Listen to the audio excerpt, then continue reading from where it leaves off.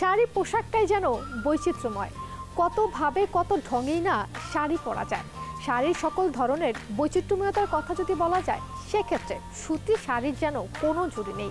আট পরে বা জমকালো যে কোনো আয়োজনে যে কোনো ধরনের লুক দিতে পারে সুতি শাড়ি।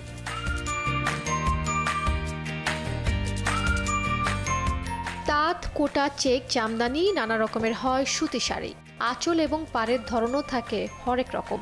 আবার সুতি শাড়িতে block print, batik, screen print, vegetable die, embroidery করেও এতে নতুন রূপ দেওয়া হয়ে থাকে। যে কোনো পোশাকের ক্ষেত্রে সুতির প্রাধান্য পাচ্ছে, কারণ আজকে সবচেয়ে বড় কারণটা হচ্ছে আমরা সকালবেলা আমাদের বাগানে দাঁড়িয়ে বোধহয় আমাদের কথা বলার কথা ছিল, কিন্তু আবহাওয়া এতটাই বিরূপ যে আমরা কিন্তু আসলে বাইরে আর কাজ করতে পারিনি, আমাদেরকে ভেতরে চলে আসতে হয়েছে। সবচেয়ে বড় কারণ আমার কাছে যেটা মনে হয় সুতির ফেরত আসা, সেটা হচ্ছে আমাদের আবহাওয়া। আমরা দিন দিন নিজেদের পরিবেশের এত বেশি ক্ষতি করেছি যে এখন আমি আমার আরামদায়ক পোশাকের কথা চিন্তা করলে সবার আগে যে কথাটা চিন্তা করি সেটা হলো সুতি কিনা। আরাম সুতি ছাড়া অন্য কোনো কিছু নিশ্চিত করতে পারে না, সেই জায়গাতে সুতির আবার আধিপত্য চলে এসেছে। এই প্রচণ্ড গরম এবং ভ্যাপসা যে গরমটা, সেটা একজন প্রাপ্তবয়স্ক মানুষ, বাচ্চা, বৃদ্ধ যেই হোক না কেন, তাকে তো আসলে সারাদিন তার কর্মজীবনটা কমপ্লিট করতে হচ্ছে, রাইট? সে সকালবেলা ঘুম থেকে উঠছে, রাতে ঘুমানোর আগ পর্যন্ত বা ঘুমাতে গেলেও আমরা ঠিক কতজন এসি এফোর্ড করতে পারি, কিংবা যিনি এসি এফোর্ড করতে পারছি তারও তো আসলে ফ্লেক্সিবিলিটির একটা জায়গা থেকেই যায়। সেই জন্যই আসলে সুতি আবার ফেরত এসেছে।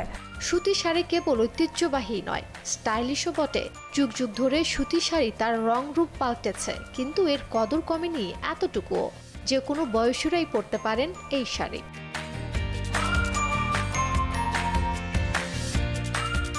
কোথাও না কোথাও এই প্রকৃতির কাছে ফেরত আসা, সুতির কাছে ফেরত আসা, এই জিনিসটা সত্যি খুব ভালো।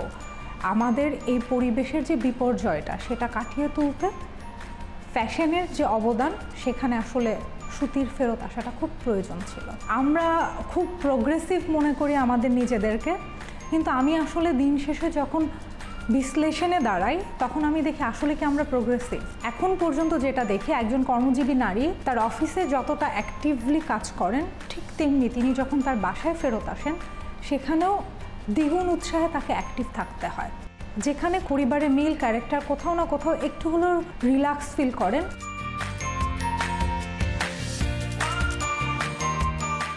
যখন আমি প্রচণ্ড অ্যাক্টিভ দুটো শিফটেই, তখন আসলে আমাকে আমার কমফোর্টটা নিশ্চিত করতে হয়।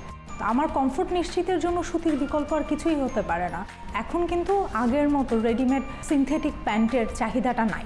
না থাকার সবচেয়ে বড় রিজনই হচ্ছে কমফোর্ট, এবং সেই কমফোর্টের জায়গা থেকে প্যান্টেও সুতি ফেরত এসেছে।